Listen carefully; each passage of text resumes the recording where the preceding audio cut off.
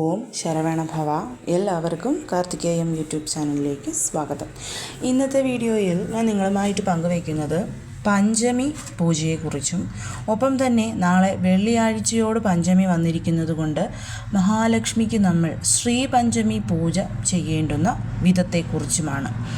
അപ്പോൾ നമുക്ക് എന്താണ് ഇന്ന് ചെയ്യേണ്ടത് എന്നുള്ളത് നോക്കാം. അതായത് പഞ്ചമി തിഥിയുടെ ആരംഭം എന്ന് പറയുന്നത് ഇന്ന് വ്യാഴാഴ്ച വൈകിട്ട് 6:58 കൂടിയിട്ടാണ്. അവസാനിക്കുന്നതാണെങ്കിൽ നാളെ വൈകുന്നേരം 4:59 അപ്പം സാധാരണയായിട്ട് നമ്മൾ പഞ്ചമി പൂജകളൊക്കെ ചെയ്യുന്നത് രാത്രിയിലാണ്.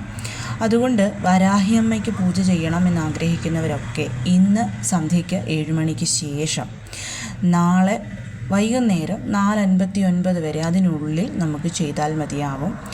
നാളെ രാത്രിയിൽ ചെയ്യുന്നത് കൊണ്ടും യാതൊരു തെറ്റുകളുമില്ല. കാരണം നമുക്ക് ഏകദേശം 5 മണി വരെ പഞ്ചമി തിഥി ഉള്ളത് കൊണ്ട് തന്നെ നാളെ വൈകിട്ട് നമുക്ക് ആ തിഥിയെ തന്നെ എടുക്കാവുന്നതാണ്. അതുകൊണ്ട് നാളെയും നമുക്ക് പഞ്ചമി പൂജകൾ വരാഹി അമ്മയ്ക്ക് ചെയ്യാം. പക്ഷേ ഇന്ന് സന്ധ്യയ്ക്ക് ചെയ്യുന്നതാണ് ഏറ്റവും നല്ലത് എന്ന് പറയുന്നത്. അതുമാത്രവുമല്ല, നാളത്തെ ദിവസം മഹാലക്ഷ്മിക്ക് മുൻപിൽ രാവിലെ 6 to 7, ഉച്ചയ്ക്ക് 1 to 2 ഈ 2 സമയങ്ങളിലെ ശുക്രഹോരകളിൽ ഞാൻ ഈ പറയുന്ന ശ്രീപഞ്ചമി പൂജകൾ കൂടി ചെയ്താൽ അത് നമുക്ക് ധനവരവിന് സഹായിക്കുന്ന കാര്യം കൂടിയിട്ടാണ്. അപ്പോൾ എന്തൊക്കെയാണ് ചെയ്യേണ്ടതെന്ന് നോക്കാം. ആദ്യം തന്നെ നമുക്ക് വാരാഹി അമ്മയ്ക്ക് ഇന്ന് ചെയ്യേണ്ടുന്ന കാര്യത്തെക്കുറിച്ച് പറയാം. അതായത് ഇന്ന് സന്ധ്യയ്ക്ക് 7 മണിക്ക് ശേഷം വാരാഹി അമ്മയുടെ ഫോട്ടോയോ വിഗ്രഹമോ അതിന് മുൻപിലോ അങ്ങനെ അല്ലെങ്കിൽ ദീപം കൊളുത്തി വെച്ചോ നമുക്ക് ഈ ഒരു കാര്യം ചെയ്യാവുന്നതാണ്. ഇന്ന് ചെയ്യാൻ സാധിക്കാത്തവർക്ക് നാളെ ബ്രഹ്മമുഹൂർത്തമായ 3:30 മുതൽ 5:30 വരെയും നാളെ സന്ധ്യയ്ക്ക് 7 മണി മുതൽ 9 മണിക്കുള്ളിലായിട്ടും ചെയ്യുന്നതും നല്ല കാര്യം തന്നെയാണ്. അപ്പം നമ്മൾ ചെയ്യേണ്ടത് വാരാഹി അമ്മയ്ക്ക് മുൻപിൽ നമ്മൾ സാധാരണ നിങ്ങൾ എത്ര ദീപമാണ് കൊളുത്തുന്നത്, ചിലർ 5 ദീപങ്ങൾ കൊളുത്താറുണ്ട്, ചിലർ തേങ്ങാ ദീപമായിരിക്കും കൊളുത്തുന്നത്, ചിലർ ഒരേ ഒരു ദീപമായിരിക്കും കൊളുത്തി വെക്കുന്നത്. അപ്പം എപ്പോഴും നമ്മൾ എത്ര ദീപം കൊളുത്തുന്നുണ്ടോ ആ ദീപം കൊളുത്തുക. ഇപ്പം അതിനായിട്ട് പ്രത്യേകിച്ച് നിങ്ങൾ എക്സ്ട്രാ ദീപങ്ങൾ കൊളുത്തണം എന്നൊന്നുമില്ല. നിങ്ങളെപ്പോഴും കൊളുത്തുന്ന അത്രയും ദീപങ്ങൾ കൊളുത്തിയാൽ മതിയാവും. എന്നിട്ട് നമ്മൾ ദേവിക്ക് മുൻപിലായിട്ട് ഇരിക്കുക. ഇരുന്നതിന് ശേഷം നിങ്ങൾക്ക് എന്താഗ്രഹമാണോ സാധിച്ചു കിട്ടേണ്ടത് ആ ആഗ്രഹം എനിക്ക് സാധിച്ചു തരണം എന്ന് ഒരു പേപ്പറിൽ എഴുതി അമ്മയ്ക്ക് മുൻപിലായിട്ട് നമ്മൾ സമർപ്പിക്കുകയാണ്. അതായത് എൻ്റെ മകൻ്റെ വിവാഹം നടക്കണം, എൻ്റെ മകനൊരു ജോലി ലഭിക്കണം, എൻ്റെ ജീവിതം സന്തോഷമായി മുന്നോട്ട് പോകണം, അങ്ങനെയുള്ള എന്തൊരു കാര്യവും നിങ്ങൾക്ക് എഴുതാം. അത് നടന്നു കിട്ടി എന്നൊന്നുമല്ല, എനിക്കത് നടത്തി തരണം എന്ന് മാത്രം നിങ്ങൾ എഴുതിയാൽ മതിയാകും. എൻ്റെ ഈ ആഗ്രഹം എനിക്ക് സാധിച്ചു തരണം. അത് എഴുതി ഒരു പേപ്പറിൽ, ഒരു കുഞ്ഞു പീസ് ഓഫ് പേപ്പർ മതി, കറുത്ത കളറിൽ മഷി ഒഴിച്ചിട്ട് വേറെ ഏതൊരു മഷി കൊണ്ടാണെങ്കിലും നിങ്ങൾക്കത് എഴുതി മടക്കി അമ്മയ്ക്ക് മുൻപിലായിട്ട് സമർപ്പിക്കണം. സമർപ്പിച്ചതിന് ശേഷം ഈ പറയുന്ന മന്ത്രം ചൊല്ലാൻ ഇരിക്കുന്നതിന് മുൻപായിട്ട് നമ്മളൊരു 5 ഏലയ്ക്ക നമ്മുടെ കയ്യിലെടുക്കണം. കുരുവൊന്നും വെളിയിൽ കാണാത്ത, ഏലയ്ക്ക പൊട്ടിയിട്ടില്ലാത്ത ഫ്രഷ് ആയിട്ടുള്ള 5 ഏലയ്ക്ക എടുക്കണം. അതിനുശേഷം അത് നമ്മുടെ വലത്തേ കയ്യിൽ പിടിച്ചിട്ട് നമ്മൾ ഈ ഒരു മന്ത്രം ചൊല്ലുക എന്നുള്ളതാണ്. 5 തവണ മാത്രം നമ്മൾ ജപിച്ചാൽ മതിയാവും. അതിൽ കൂടുതൽ ജപിക്കുകയേ വേണ്ട. മന്ത്രം ഇതാണ്, ഞാനിവിടെ എഴുതിയും കാണിച്ചിട്ടുണ്ട്.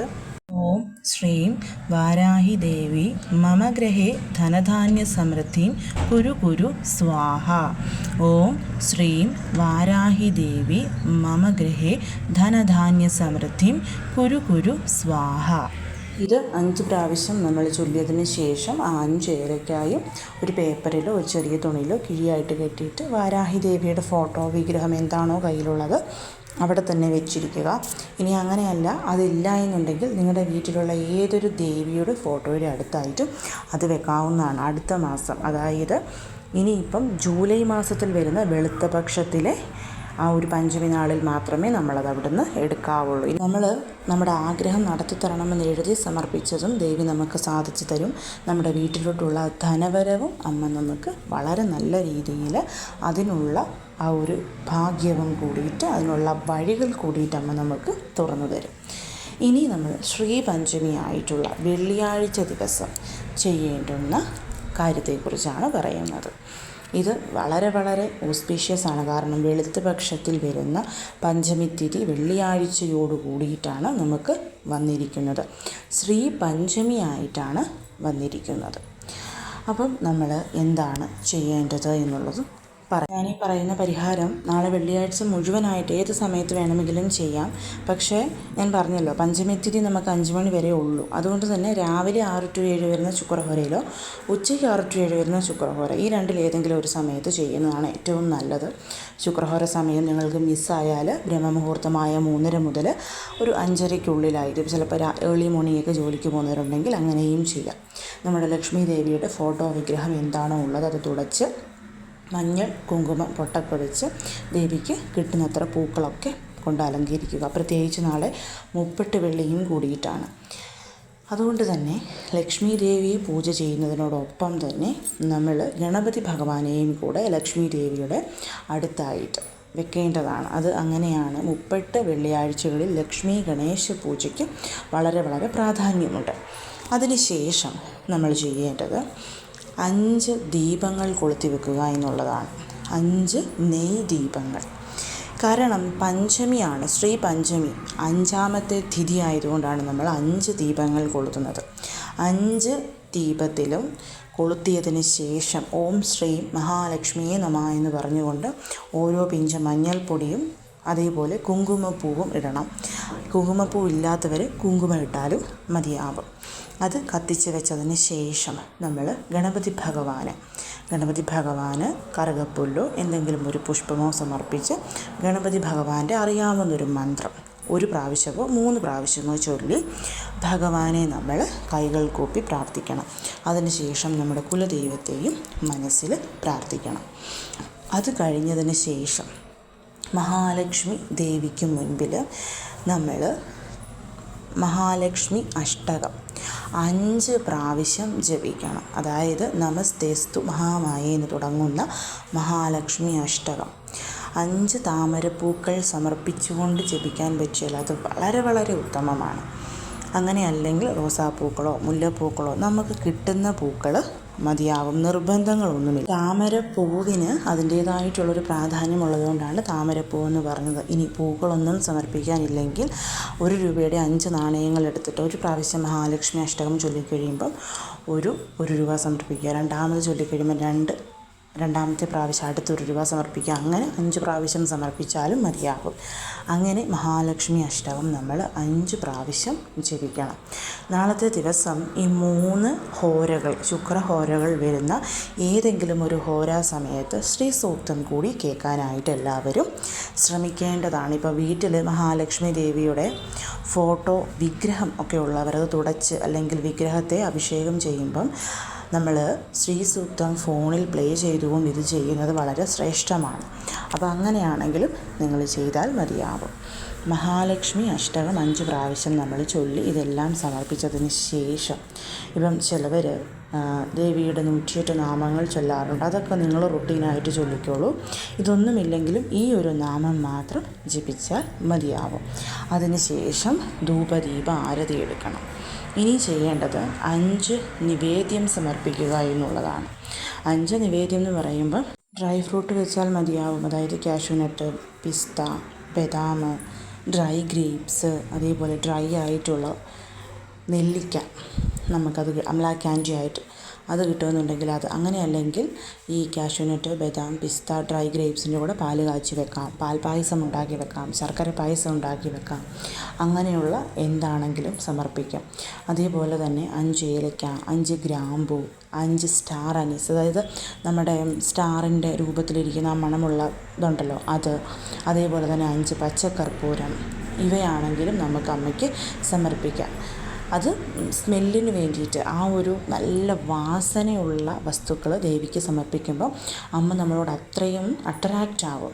അപ്പോൾ അതുകൊണ്ട് തന്നെയാണ് ഞാൻ 5 ഗ്രാമ്പൂ, 5 ഏലക്ക, 5 സ്റ്റാർ അനീസ്, അതുപോലെ തന്നെ പച്ചക്കർപ്പൂരം 5 എണ്ണം, പിന്നെ ഒരു പിഞ്ച് കുങ്കുമപ്പൂവും കൂടി ആകുമ്പം 5 വസ്തുക്കൾ അതും നമുക്ക് ദേവിക്ക് മുൻപിൽ സമർപ്പിക്കാവുന്നതാണ്.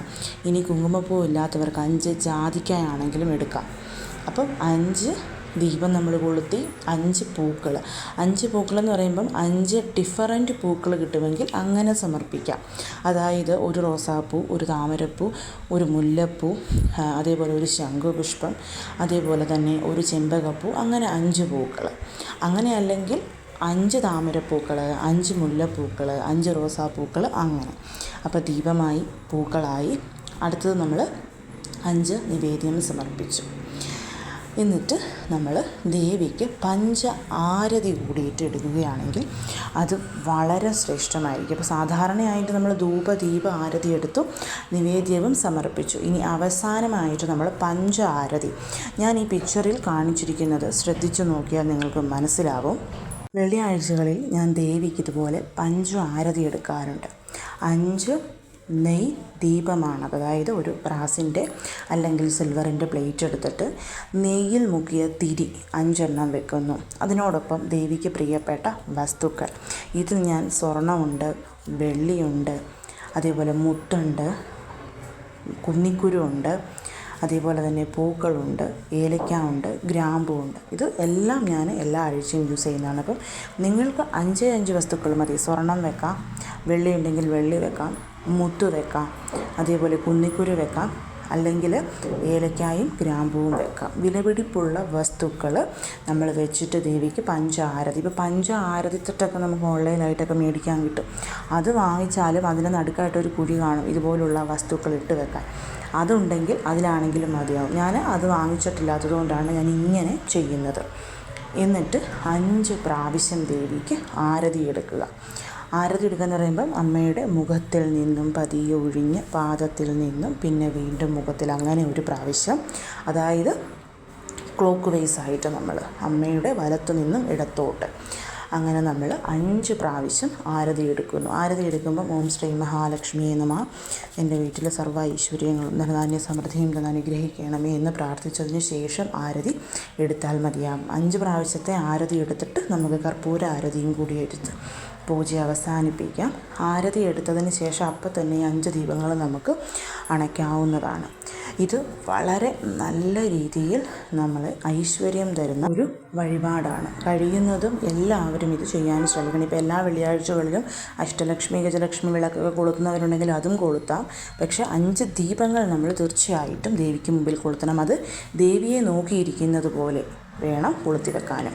അപ്പോൾ ഈ കാര്യങ്ങളൊക്കെ എല്ലാവരും ചെയ്യാനായിട്ട് ശ്രമിക്കണം. തീർച്ചയായും നമുക്ക് നല്ല ഐശ്വര്യങ്ങൾ ഉണ്ടാകും. നാളത്തെ ദിവസം ദേവീക്ഷേത്രത്തിൽ പോകുന്നവരാണെന്നുണ്ടെങ്കിൽ അമ്മയ്ക്ക് പട്ടും വളയും കുങ്കുമവും മഞ്ഞളും പൂക്കളും ഒക്കെ വാങ്ങിച്ച് കൊടുക്കാവുന്നതാണ്. നാളെ പച്ചരി ദാനം ചെയ്യുന്നത് വളരെ ശ്രേഷ്ഠമായിട്ടുള്ള കാര്യവുമാണ്.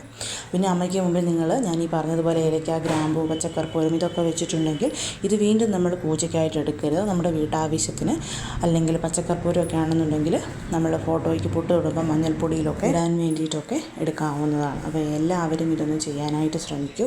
തീർച്ചയായിട്ടും നല്ല ഫലം ലഭിക്കും. എല്ലാവരെയും മുരുകൻ അനുഗ്രഹിക്കട്ടെ. ഓം ശരവണഭവ.